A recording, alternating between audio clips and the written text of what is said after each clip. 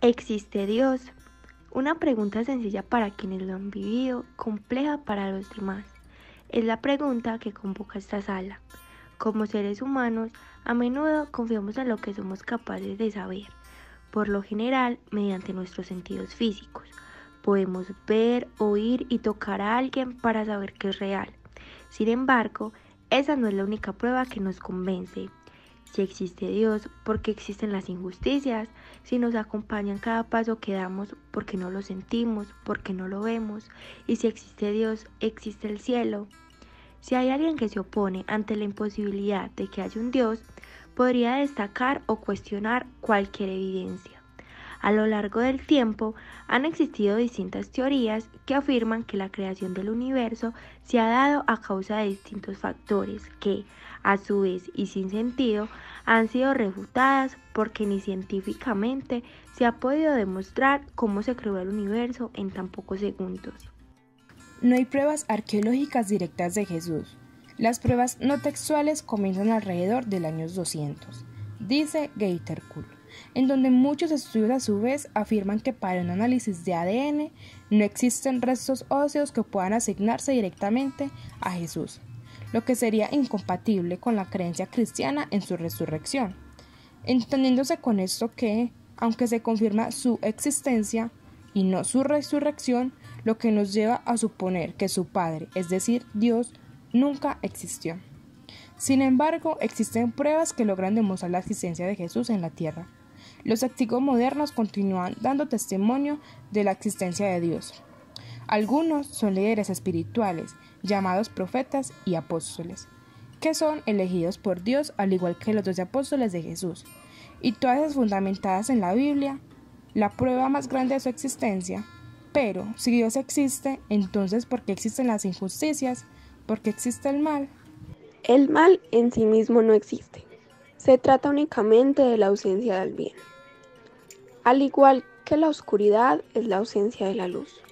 Pero la oscuridad no existe por sí misma. El mal no es un agente activo presente en la creación. Cualquier mal, ya sea una enfermedad, guerra o ignorancia, significa únicamente la ausencia de un bien, como la salud, la paz, la sabiduría. El bien sería el único agente activo en el universo, siendo el mal un resultado de la ausencia de bien, pero no un agente activo que lo contrarreste. Dios permite el mal porque el sufrimiento es un requerimiento para el crecimiento espiritual del hombre. Muchas grandes virtudes no son posibles sino como reacciones ante el sufrimiento. Si no hay dolor, no hay abnegación. Si no hay miedo, no hay valentía, etc. El filósofo Epicuro hizo estos mismos cuestionamientos, intentando refutar la idea de que Dios existe por medio de un acertijo. Aunque en su tiempo ni siquiera existía el cristianismo, el filósofo griego planteó un acertijo que persiste hasta nuestros días. Si Dios existe, pero también existe el mal, entonces solo caben dos opciones. O Dios no puede combatir el mal y por tanto no es omnipotente ni un Dios, o bien Dios permite el mal y es por consiguiente malvado y tampoco un Dios. Sin embargo, Santo Tomás contestaba que había que pensar de otra manera, no comenzar por el mal que hay en el mundo para concluir que no hay un Dios, sino comenzar por Dios y a partir de ahí razonar. Él decía que si hay mal, Dios existe, ya que si hay mal es porque hay bien, y Dios es la causa del bien. El hecho de que exista el mal es una prueba de que Dios existe. Decía que esto era anunciar el problema de otro modo, pero presuponiendo como premisa que Dios causa el bien, pero que también podría ser que el bien lo causen exclusivamente los hombres al no existir Dios e ignorando las otras. Dios es omnipotente y sumamente bueno, pero este argumento no resuelve nada. A su vez, los críticos de Epicuro argumentan que el mal es parte del plan divino de Dios, como una prueba para que los hombres demuestren sus virtudes. Afirma que Dios existe, pero el mal también, porque Dios tiene un motivo, acabar completamente con él y llevar al cielo a los que por libre albedrío deciden tomar el buen camino. Lo que nos lleva a un nuevo cuestionamiento. ¿Existe el cielo? porque si el cielo existe, todos llevaríamos vidas distintas. No vimos ya el cielo en el primer llanto de un bebé, en la valentía de un amigo, en las manos de un enfermo o un médico, en el amor de un padre o una madre. Damos un vistazo al cielo y aún así elegimos el infierno del odio, del temor. El cielo es real. Cada uno de nosotros se hizo esa pregunta. Todos nos las hicimos. Para nosotros la respuesta es sí. Lo vemos. Por eso creemos en él. Lo que creemos cambia lo que percibimos. Por eso creemos. Creemos que Dios es amor. Sienten el oxígeno. Irrefutablemente cada ser vivo lo siente, pues de no ser así, indudablemente moriría. Es ahí donde radica la disyuntiva que nos convoca. Sentimos a Dios, aunque no lo vemos. Lo sentimos en la complejidad del universo, la vida misma, las maravillas naturales, el aire que roza nuestro rostro, los amaneceres que devuelven la esperanza. La Biblia misma nos lo confirma, desde las pequeñas aves hasta las grandes ballenas, hasta las aguas del mar y los árboles que dan fruto, y nos recuerda que vio Dios que era bueno, y entregó esas creaciones a la humanidad para nuestro beneficio y satisfacción.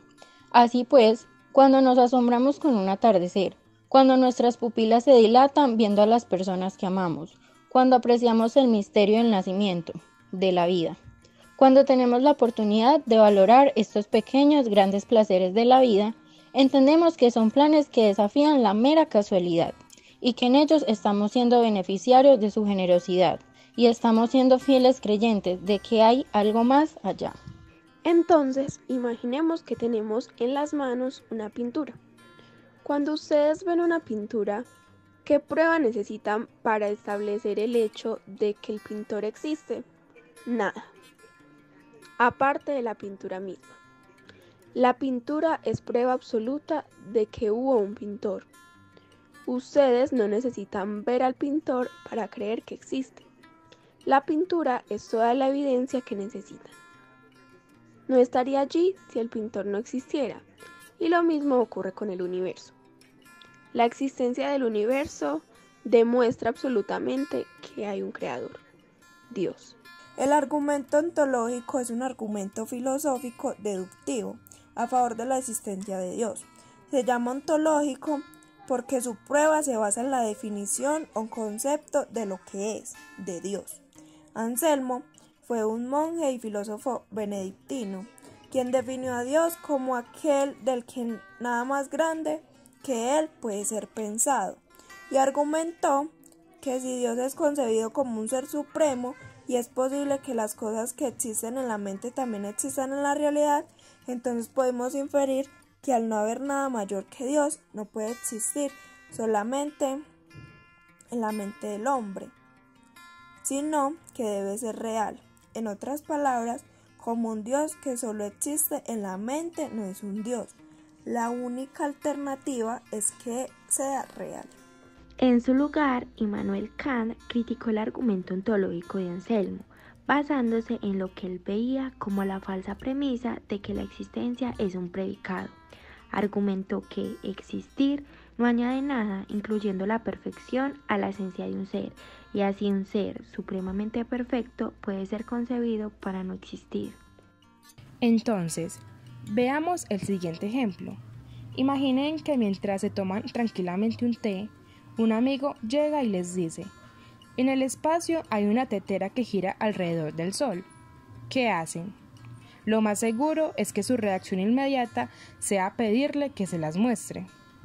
Su amigo les dice que no se la puede mostrar, porque es tan pequeña que ni siquiera el telescopio más poderoso del mundo podría detectarla.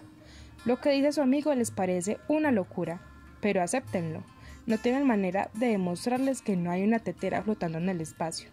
Él tampoco tiene pruebas, pero está convencido que sí existe. En este sentido, y para concluir, ¿quién de los dos tiene la razón? Ninguno.